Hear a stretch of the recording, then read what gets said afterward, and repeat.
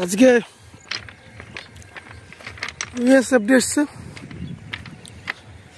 ইউএসএফডি checking হবে, ওই রেলের যেগুলো ঝালাই করা থাকে সে ঝালাইগুলো চেক করা হবে যে কোনো ক্র্যাক আছে কি না, কিংবা কোনো সমস্যা আছে কি না, থাকলে সেটা চেঞ্জ করা হবে। চেঞ্জ করার জন্য আলাদা লোক আসবে, সেটা নেই। আমাদের শুধুমাত্র কাজ হচ্ছে যারা চেক করবে তাদের সঙ্গে থেকে যদি কোনো প্রবলেম হয়, প্লেটগুলো বাঁধা থাকে সেই প্লেটগুলো খুলে দেওয়া, আর যদি বাঁধা না থাকে, মানে প্লেট বাঁধা না থাকে, তাহলে জাস্ট দেখা, আর কিছু না।